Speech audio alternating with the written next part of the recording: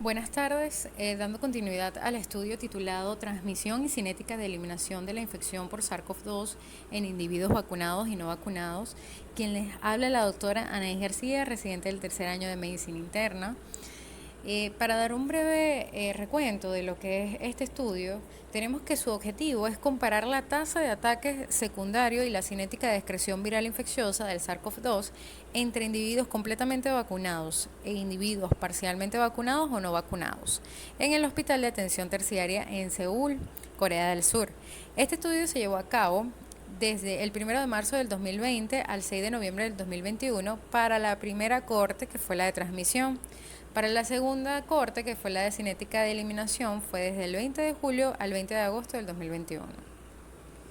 En la primera tabla pueden observar las características de las personas con infección progresiva e infección no progresiva. Se tomaron en cuenta las características de edad, sexo, tipo de participante, el tiempo desde la segunda vacunación hasta el diagnóstico, el tipo de vacuna, si el paciente se encontraba sintomático al momento del diagnóstico, el valor del ciclo de umbral al diagnóstico y el transmisión secundaria nosocomial.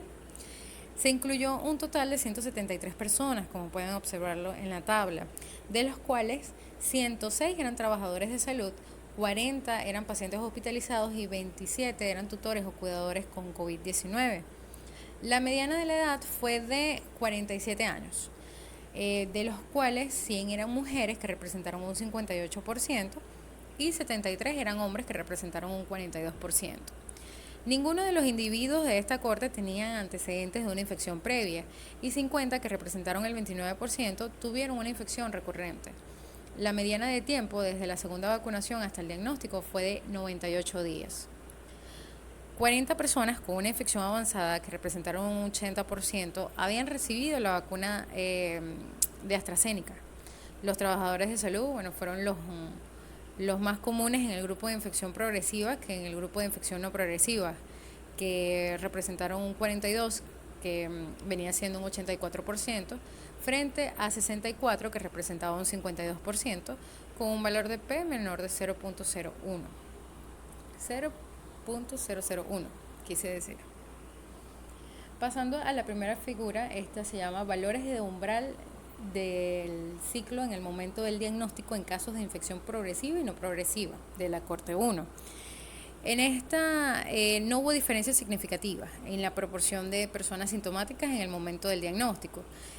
Fue de un 38, que representó un 76%, frente a un 82, que representó un 67%, con un valor de P de 0.23, menor de 0.23. El tiempo mediano desde el inicio de los síntomas hasta el diagnóstico, la mediana del ciclo de umbral fue de 19 frente a 20 días, que representó un valor de P de 0.64 entre los dos grupos.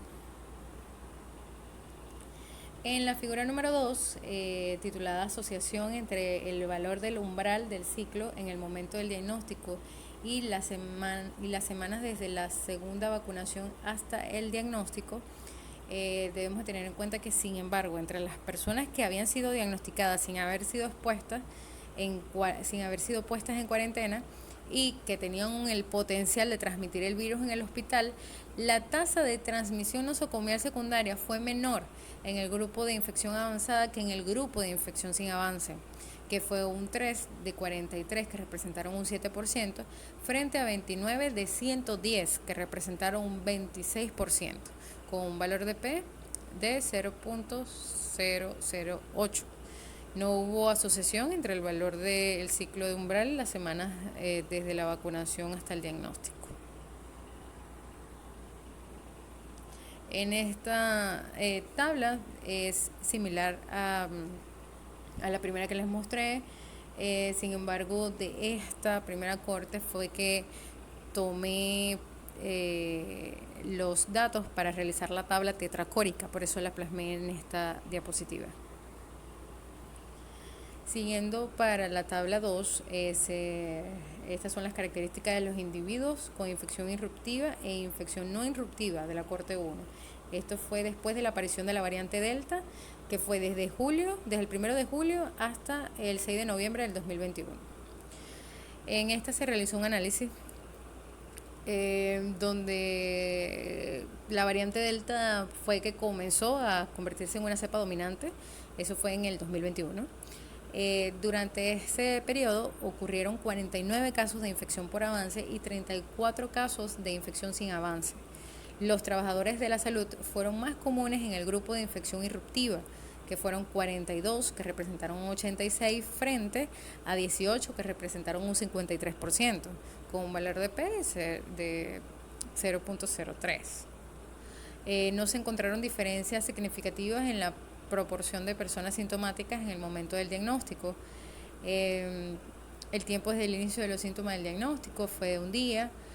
Además, entre los que fueron diagnosticados sin haber sido puestos en cuarentena, la tasa de ataque secundario fue significativamente más baja en el grupo de infección interrecurrente que en el grupo de infección no interrecurrente, que fue de 43, que representaron el 7%, frente a 7 de 28, que representaron un 25%, con un valor de P de 0.4.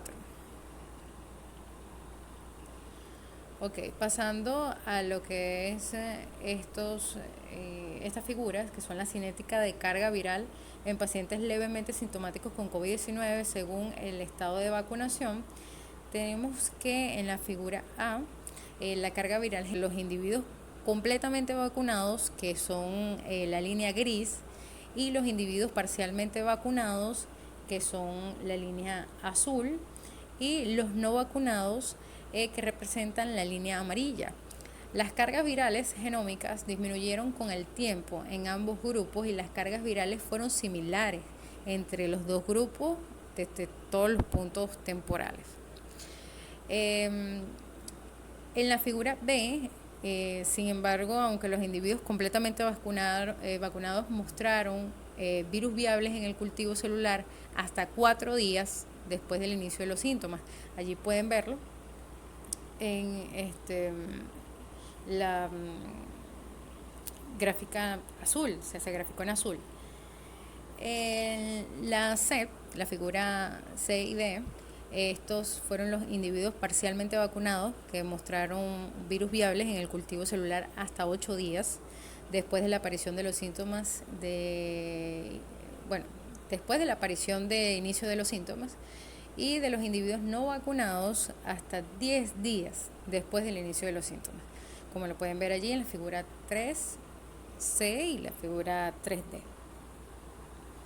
El lapso de tiempo para la conversión negativa del cultivo viral fue numéricamente más corto en individuos completamente vacunados que en individuos parcialmente vacunados o en individuos no vacunados. Pasando a lo que son las conclusiones, en este estudio de corte se incluyó el personal de salud, pacientes hospitalizados, tutores y participantes en un centro comunitario. Concluye que aunque las personas completamente vacunadas tenían niveles similares de carga viral genómica en el momento del diagnóstico que las personas no vacunadas, las personas completamente vacunadas tenían una duración notablemente más corta de excreción viral viable y una tasa de ataque secundario significativamente más baja, como lo pudimos ver en las figuras anteriores. Los datos de este estudio brindan evidencia importante de que a pesar de la posibilidad de infecciones de avance, las vacunas contra el COVID-19 siguen siendo de vital utilidad para controlar la propagación del SARS-CoV-2. Pasando a la tabla tetracórica, tenemos a los vacunados, no vacunados, sintomáticos y no sintomáticos. Entre los vacunados sintomáticos tenemos un número total de 38, vacunados no sintomáticos fueron un total de 12, no vacunados sintomáticos 82 y no vacunados no sintomáticos 41.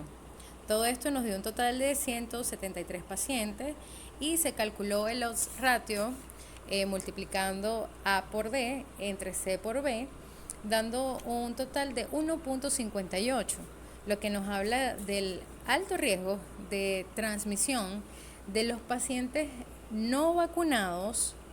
Es mucho mayor que el de los pacientes vacunados. Pasando a la validez interna, tenemos que este es un estudio de corte unicéntrico, amispectivo, de casos y controles con una muestra de 173 personas de la Corte 1 y de 156 de la Corte 2. El estudio incluyó al personal de salud, pacientes y cuidadores diagnósticos con COVID-19. Todas las pruebas fueron significativas con un Tyler de 2 y P menor de 0.5. Se consideró estadísticamente significativo. La tecnología que utilizaron fue el laboratorio, se utilizaron test exactos de Fisher, prueba de Mann-Whitney, análisis de regresión lineal, el diagrama de Kaplan-Meier y la prueba de rango logarítmico.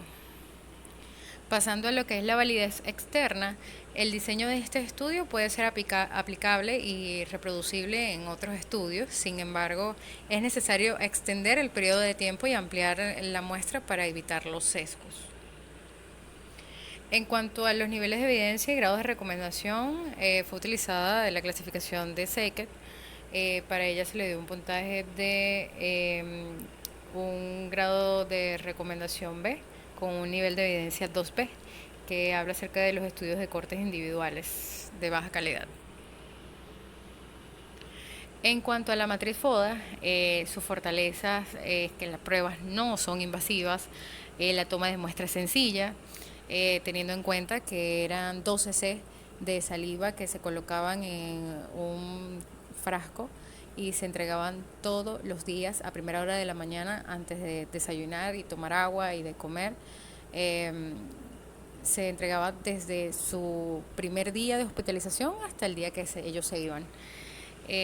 Fue algo sencillo, se comparó, el estudio habla de la comparación con respecto al hisopado nasofaríngeo.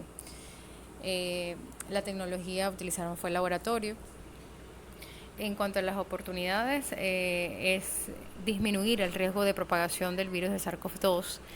Entre las debilidades, pues el periodo de seguimiento fue muy corto y poca cantidad de individuos vacunados. Se habla de un total de 6 pacientes vacunados que salieron positivos con la variable Delta. En cuanto a las amenazas, pues la infección nosocomiales, recordemos que el grupo de pacientes que fue utilizado para este estudio eran personal de salud, pacientes hospitalizados y familiares de los pacientes hospitalizados o cuidadores. En cuanto a la biografía del autor, fue el doctor Ji-Won Jung. De él verdaderamente hay escasa información en internet.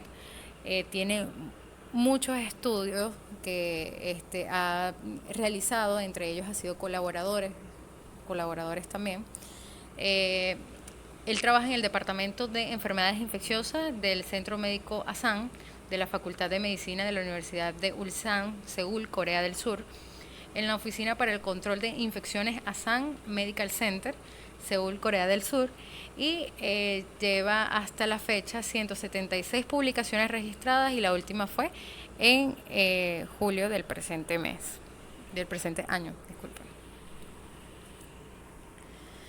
En cuanto a la justificación y recomendación, tenemos que este estudio de cortes encontramos que aunque la carga viral genómica inicial en el momento del diagnóstico fue similar entre las personas totalmente vacunadas y parcialmente vacunadas o no vacunadas, las personas totalmente vacunadas tuvieron una duración significativamente más corta de excreción viral viable y una tasa más baja de transmisión secundaria en comparación con las personas parcialmente vacunadas, por lo que sí está recomendado este estudio. Sin embargo, como se mencionó en la validez externa, debe haber mayor cantidad de muestra y el periodo de estudio debe ser un poco más largo para evitar el riesgo de sesgos. Y en cuanto a la bibliografía, bueno, se utilizaron 17 artículos para poder realizar este estudio. Y bueno, muchas gracias por su atención.